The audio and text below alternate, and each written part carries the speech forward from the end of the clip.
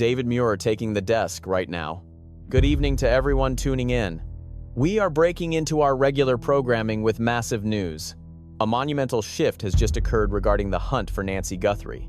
She is the 84-year-old mother of beloved morning anchor Savannah Guthrie. Ever since the elderly woman vanished into thin air, the chief lawman leading the rescue operation has been relentlessly swarming the microphones. He has practically set up camp in the hot seat on every single national television broadcast. The guy has delivered briefing upon briefing to the worried public. Yet, out of all those endless hours of talking, a singular bombshell remark dropped this week completely flipped the investigation upside down. The sheriff boldly claimed his detectives finally understand the exact motive behind this terrifying abduction. Should we actually take those promises at face value, or is there a much darker truth hiding beneath his confident claims? We need to unpack this entire mess. Before we even touch on his latest theory, we have to tackle the giant elephant in the room. This is certainly not a comfortable topic to bring up on the air. However, it explains exactly why the community is rapidly losing hope, with many folks already bracing for a tragic plan, fatal conclusion for the victim. For an entire month, everybody was obsessing over the creepy intruder caught on the porch cam, the forensics, the extortion letters, and the massive cash bounty. Yet bubbling right beneath the surface is a completely different scandal surrounding the very lawman running these daily press briefings. Just a few days ago, the lid was completely blown off his hidden past. Journalists over at the local paper dropped a massive, deep dive expose tearing apart the shady career record of our top cop. Using official law enforcement documents pulled straight out of Texas, their shocking discoveries are now permanently cemented into the factual timeline of this kidnapping. These revelations are way too critical for us to just sweep under the rug tonight.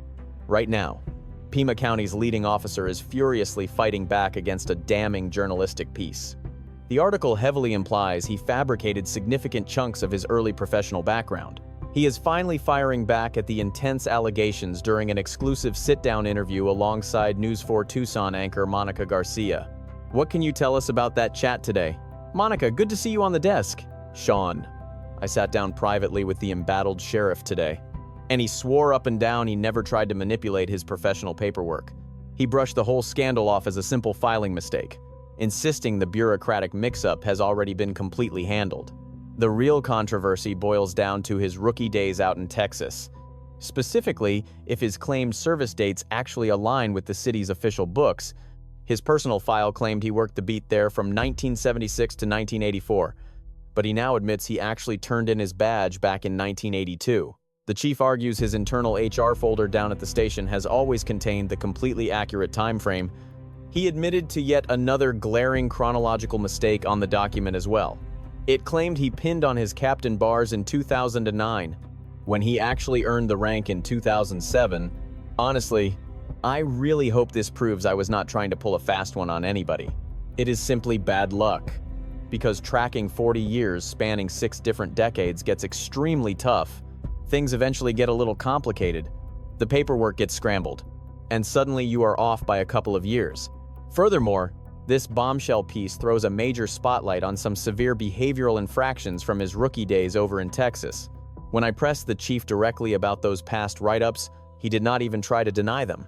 However, he blamed it all on the sheer ignorance of youth. Listen, if you smash up 5 cruisers in under 6 years, your superiors are definitely going to breathe down your neck. If you roll into the morning roll call tardy a few times, you are absolutely going to catch some serious heat for it.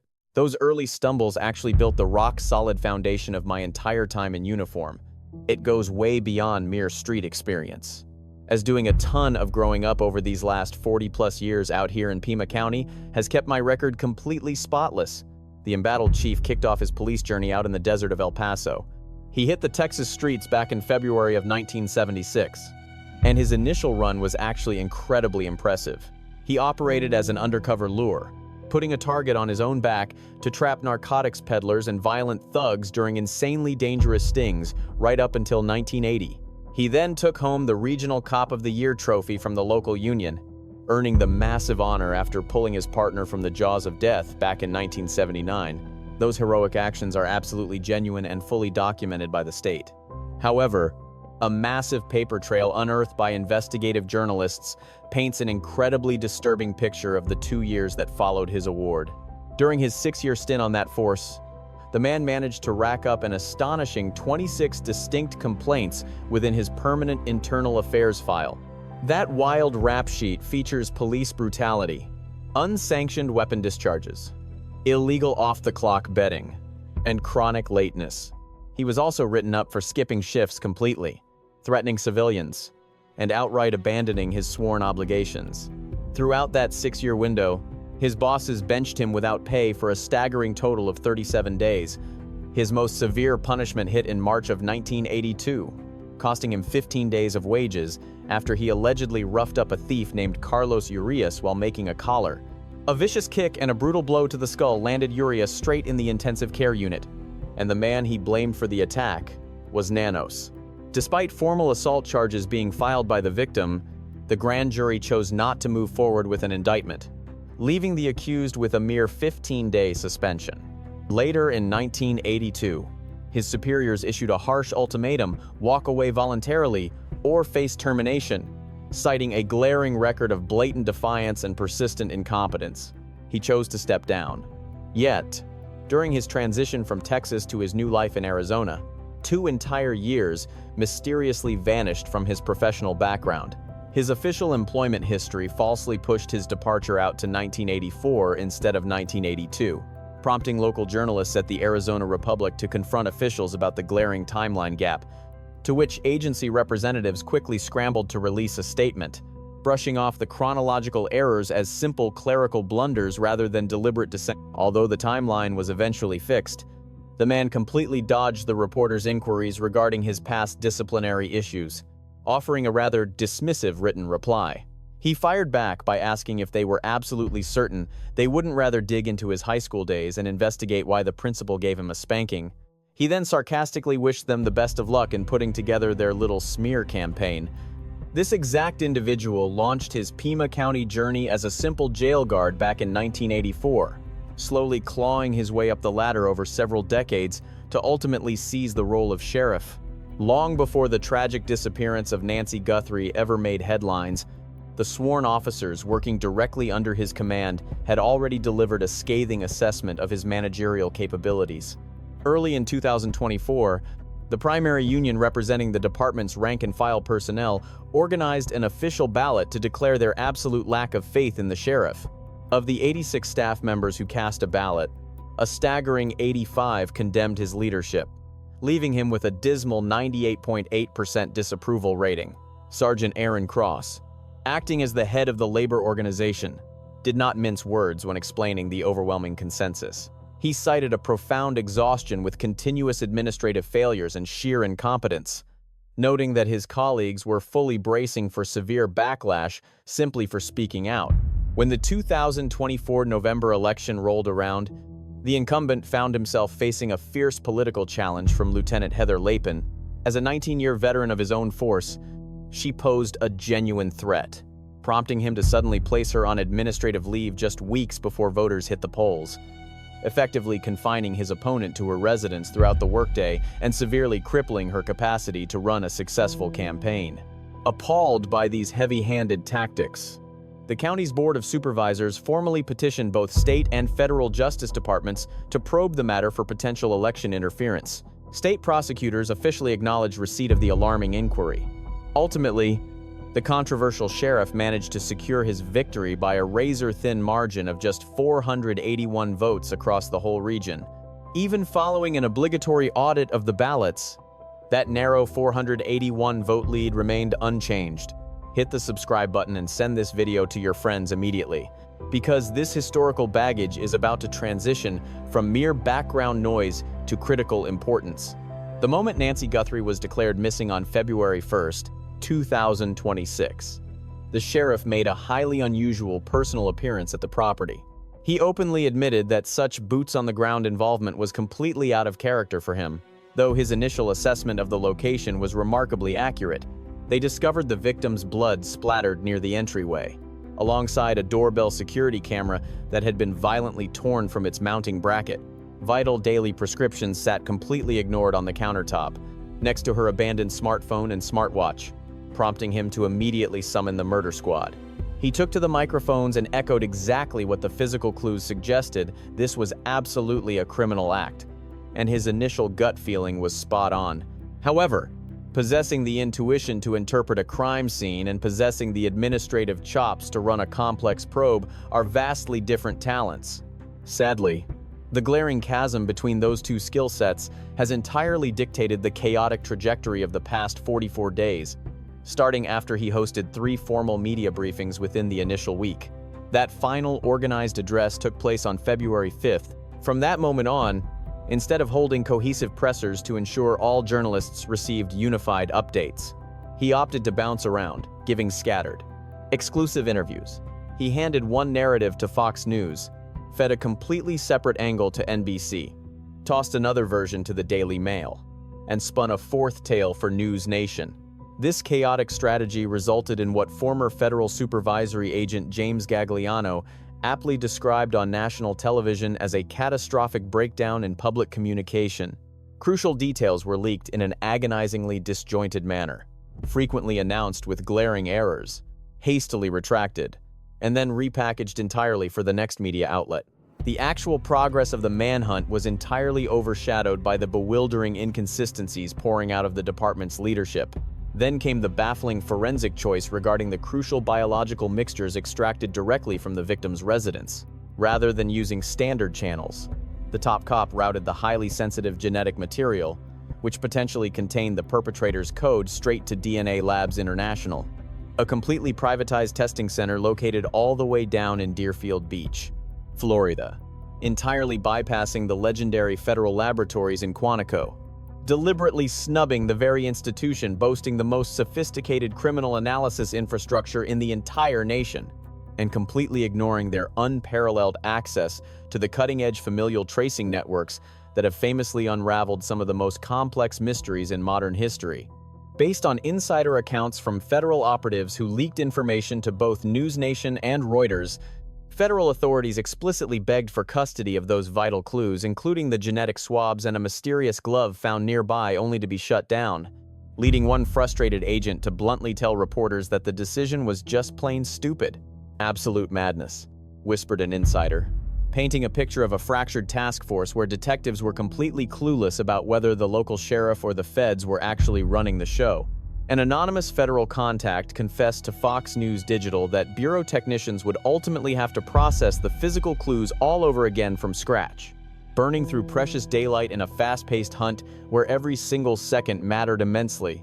The genetic tracing specialists over at Othram, the exact same Texas outfit responsible for nailing Brian Kohberger in the Idaho College homicides, openly slammed the move, with co-founder Kristen Middleman labeling the choice an absolute catastrophe.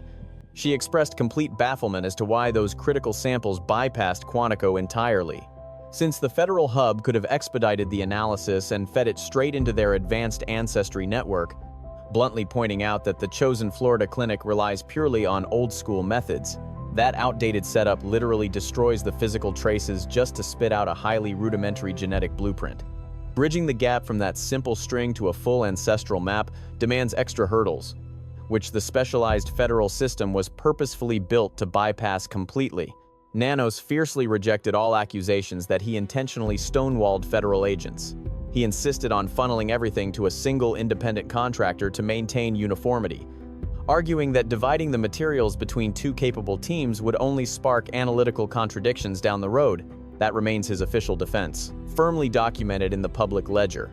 Equally well documented is a damning statement given to the Daily Mail by ex-Chief Deputy Richard Castigar Jr., Nanos's former right-hand man who stepped down after 46 years of service, asserting that the feds should have taken the reins a whole 14 days earlier. The veteran lawman characterized his old boss as the ultimate control freak.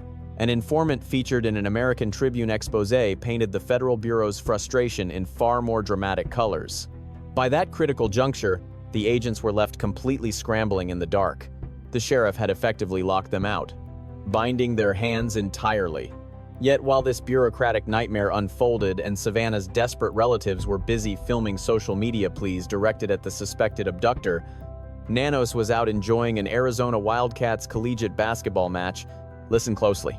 This is exactly where the storyline twists into a murky maze, requiring you to weigh the facts yourself, since we are crossing the delicate boundary between proven truths and swirling rumors, an incredibly vital distinction to make.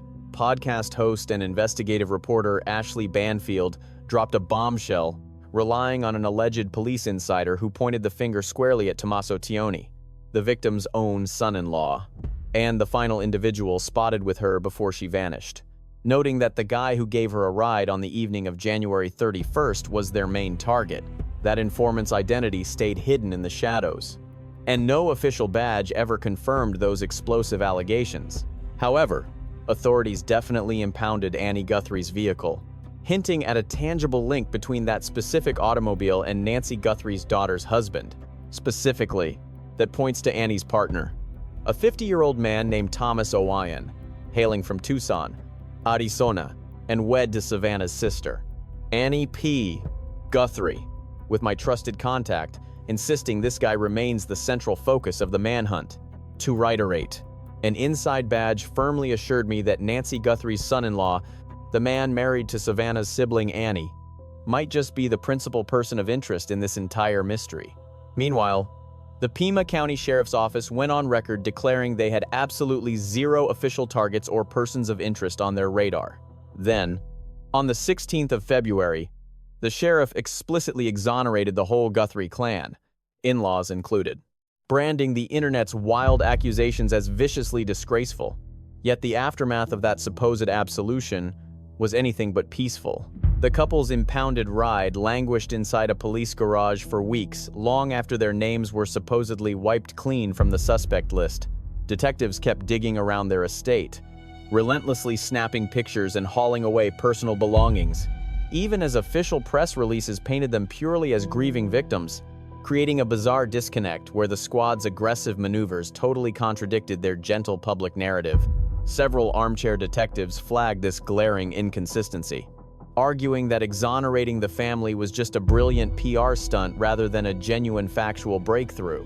Conversely, some experts defended the tactics as entirely routine police work, suggesting that sweeping the properties of cleared individuals just to rule out stray variables is nothing more than standard operational protocol. You will have to trust your own gut and decide which interpretation aligns better with the chaotic 44 days we have just witnessed. However, the undeniable facts etched in stone are crystal clear. The lead commander running this show harbors a well-documented, years-long grudge against the feds, actively choosing to ship vital clues down to Florida rather than utilizing Quantico. His own deputies admitted that the federal agents were completely lost regarding the chain of command, prompting several outside experts to theorize, purely as a speculative hypothesis rather than hard truth, that the sheriff's bold claims about unraveling the motive might be a total smokescreen, boasting that they solved the why without actually revealing it to the public, might be a clever illusion instead of genuine operational secrecy, acting as a handy trick to fake momentum and deliberately shift the spotlight away from their own stumbles.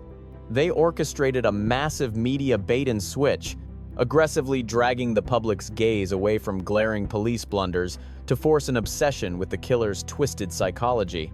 Listeners absolutely have the right to know exactly what that specific hypothesis entails. People also need to understand that zero outside experts have backed this up. And we must consider the very real possibility that Chief Nanos is deliberately hiding the true driving force. Holding back crucial details simply to avoid giving the perpetrator a tactical advantage makes perfect sense, especially when you look at the clues currently sitting on the table. What actual words came out of his mouth? Though we need to ruthlessly dissect his exact phrasing from that NBC broadcast, because every single syllable carries massive weight. Back on March 12th, 2026, Nanos granted an exclusive sit-down interview to Liz Kreutz over at NBC News. He admitted on camera that detectives are confident they understand the underlying reason for the crime, claiming this intuition took root during the absolute earliest stages of the probe. His squad had allegedly pieced together a rock-solid working theory regarding the sequence of events, and those initial suspicions haven't wavered one bit, even after over 40 long days of processing crime scene data and collecting physical clues. He made it crystal clear that this wasn't some botched robbery or random act of violence, but rather a calculated hit where the assailant zeroed in on Nancy Guthrie long before ever stepping foot on her lawn. When reporters pushed him hard about the home invasion angle, he firmly refused to dive into the weeds on those specific speculations.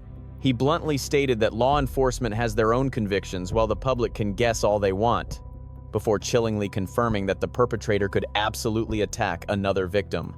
Looking straight into the lens, he issued a grim warning to the community, stressing that nobody should feel secure simply because the horror was currently contained to the Guthrie household. He urged citizens to stay incredibly vigilant, noting that deranged perpetrators operate on their own, twisted, unpredictable logic. Former federal supervisor Jason Pack shared his thoughts with Fox News Digital on March 13, 2026, explaining exactly why police stay quiet, noting that when a commander admits they know the why but hides the specifics, it is a highly calculated strategic maneuver. You never want to accidentally feed the killer a cheat sheet detailing exactly how close you are to catching them.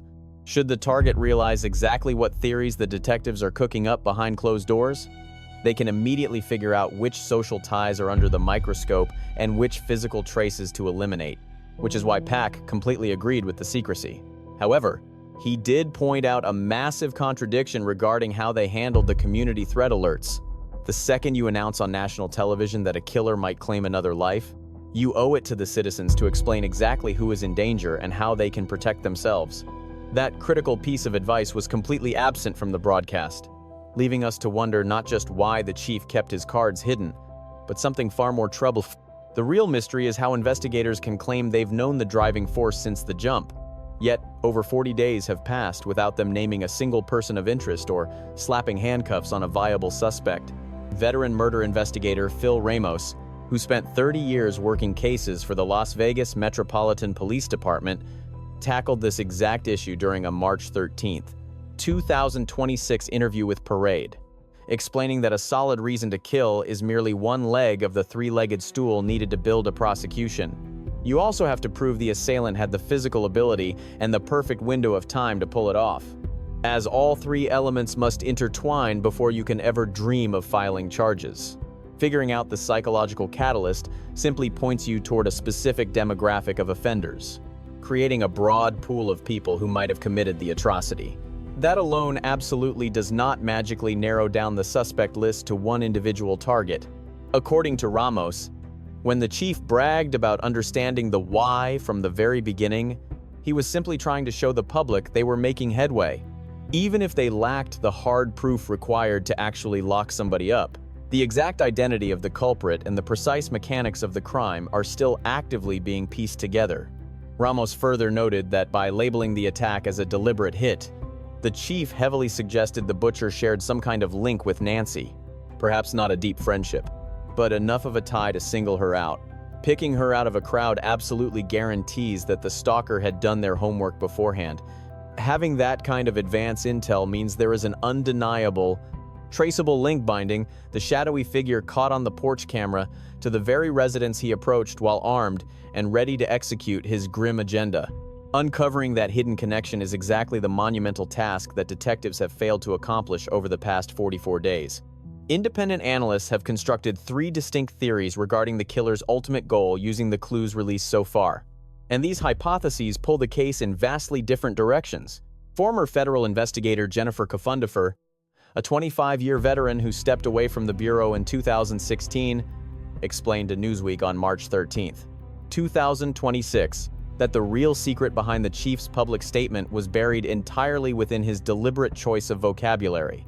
The commander claimed the underlying catalyst was obvious from the jump, heavily implying it was the primary angle they pursued the moment the yellow tape went up. She instantly decoded the subtext, realizing that before the lab results came back, or the feds even set up their war room, the local cops were exclusively treating this as an abduction for profit. In her expert opinion, an extortion plot was the singular, dominating theory, driving the entire police response during those critical early moments. This explains exactly why authorities coached the grieving relatives to beg for mercy on national television. It's the sole reason Savannah stared into her phone camera for an Instagram reel, begging her mother's captors to reach out because the family was more than ready to hand over the cash. That also perfectly justifies why the Federal Bureau flew in elite crisis negotiators to work side by side with the evidence technicians. Every single tactical move made by law enforcement during that chaotic first week hinged entirely on the belief that Nancy was snatched so a predator could extort her terrified loved ones. The ransom notes did not just pull numbers out of thin air when they demanded $4 million by February 5th, only to hike the price to $6 million by February 9th. Whoever sent those threats knew exactly how deep the family pockets ran. Experts pegged Savannah's overall wealth right around $40 million. Anyone with an internet connection could easily find out she pulled in about $8 million a year co-anchoring the Today Show. The perpetrators weaponized that completely transparent financial data to formulate their exact asking price. James Galliano, a former FBI supervisor who tackled abductions while stationed in Mexico City between 2013 and 2014, added some crucial statistical weight to this financial angle. He pointed out that people only get snatched for a couple of core motives, which usually boil down to either making a quick buck or settling a bitter score. The veteran investigator then dropped an absolutely staggering piece of context regarding this entire investigation. Between January 2025 and January 2026, federal agents logged 54,653 abduction cases nationwide. Out of that massive pool, a mere 168 targets fell into the 80 to 89 age bracket, prompting Gagliano to note he had never personally handled an abduction involving a victim in their 80s. You just do not see demographics like that every day, and seasoned profilers know that outliers are never just mere coincidences. Snatching an 84-year-old grandmother out of a quiet residential neighborhood in Tucson requires deliberate planning, not some spur-of-the-moment impulse. The perpetrators handpicked their prey for a very distinct reason, completely ruling out any random crime of opportunity.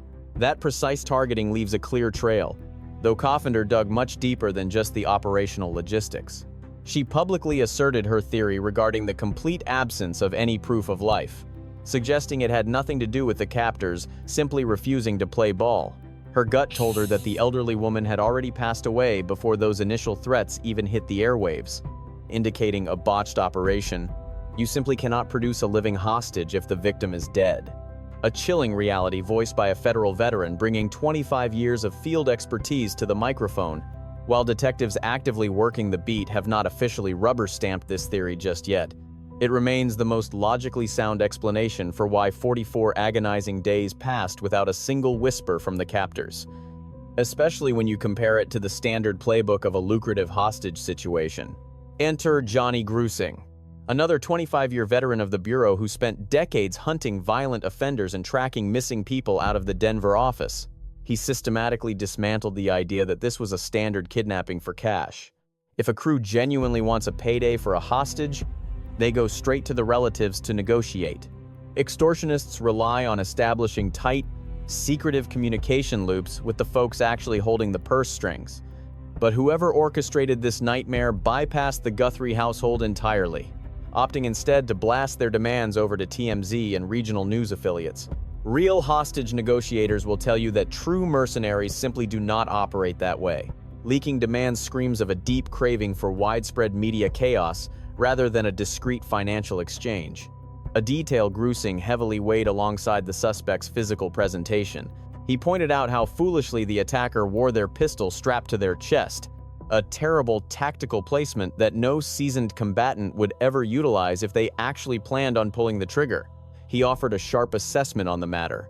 That pistol was practically just a theatrical piece meant to terrify rather than kill, especially when you factor in the security clips showing the intruder immediately blocking the camera lens. The footage hints they probably rang the bell instead of aggressively kicking their way inside.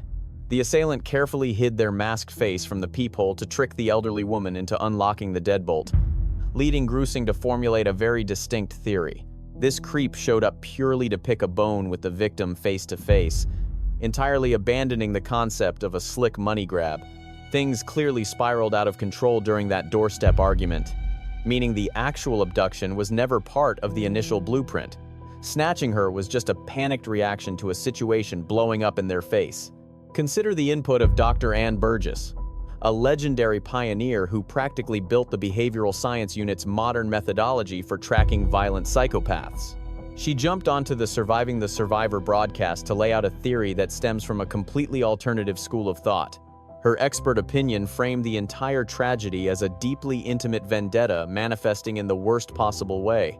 She leaned on the golden rule of behavioral analysis when dealing with odd targets, demanding to know who stands to gain and whose heart gets completely shattered by the act. The victim practically lived off the grid and lacked the kind of massive bank account that usually draws sharks. Following the logic tree ultimately leads investigators far away from the quiet grandmother.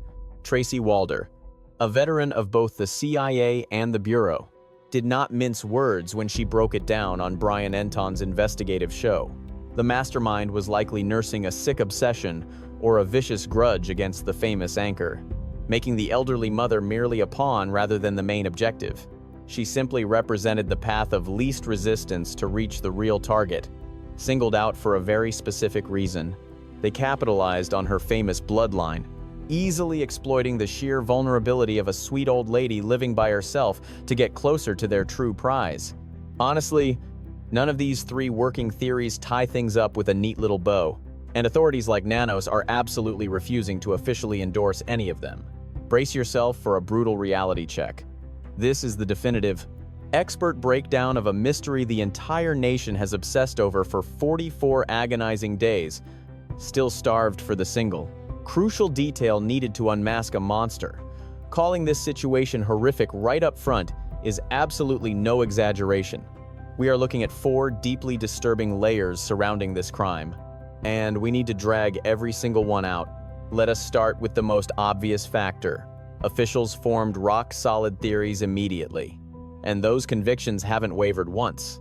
This reveals a chilling truth for 44 consecutive days. Detectives have harbored a clear hypothesis regarding exactly why she vanished.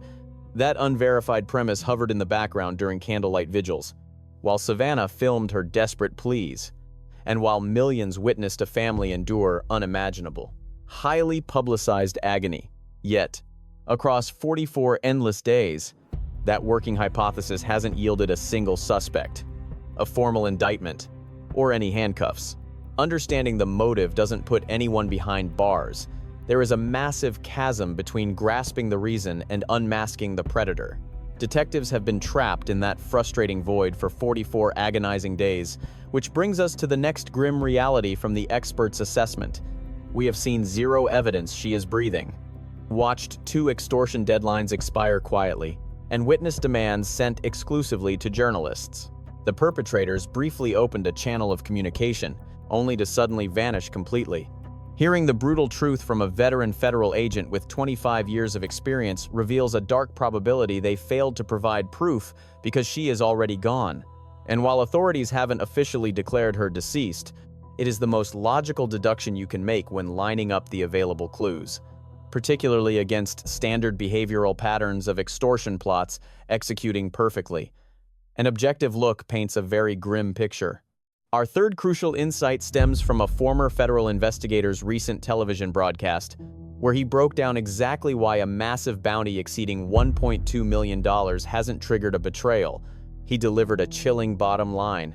The culprits operated in total isolation, meaning the only individuals harboring the truth are the monsters who orchestrated the nightmare. Forget about a conflicted bystander wrestling with a guilty conscience. This massive mystery simply isn't going to be unraveled by an anonymous phone call.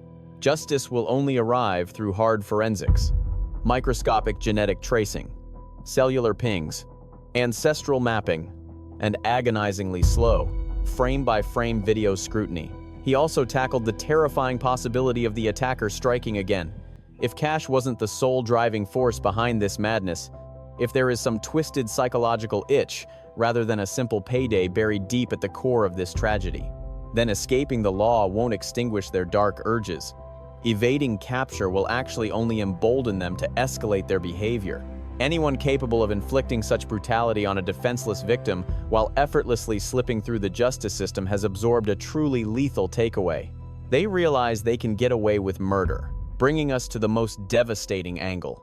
An aspect completely removed from standard police work or procedural jargon.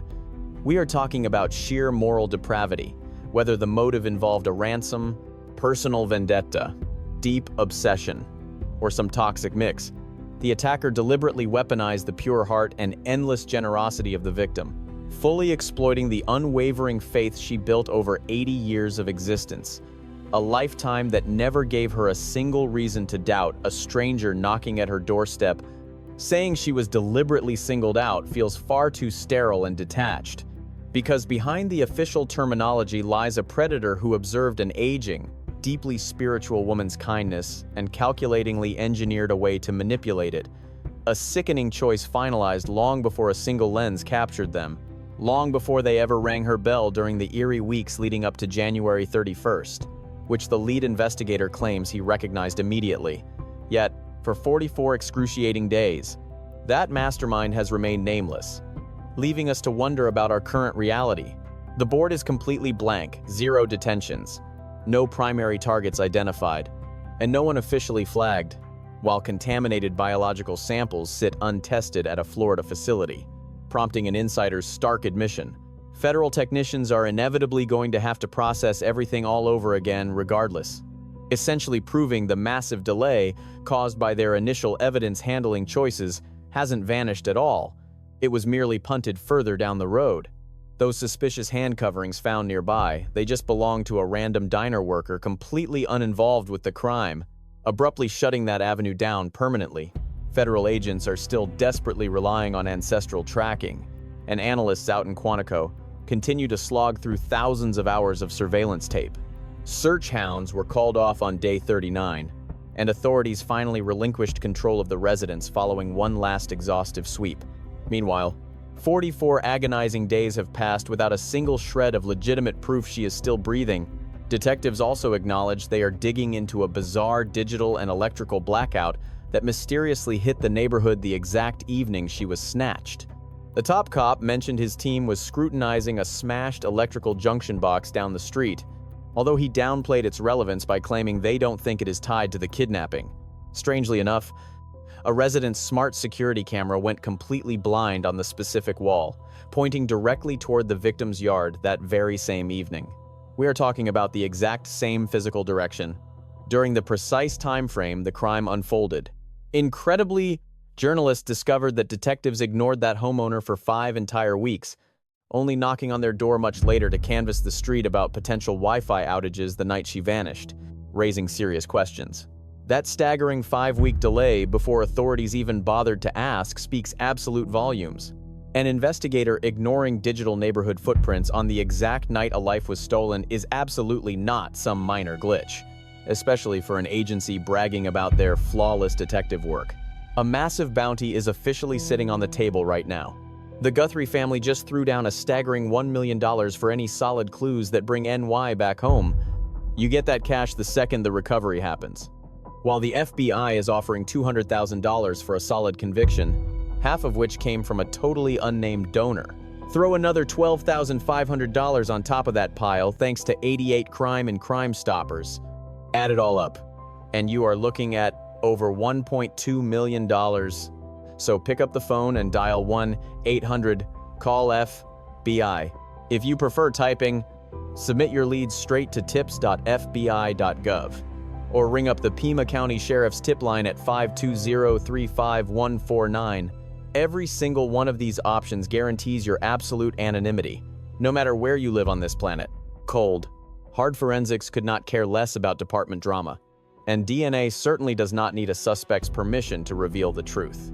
Advanced genealogy famously dragged the Golden State Killer out of the shadows after 40 years, all because some distant cousin spit into a tube for a public ancestry site.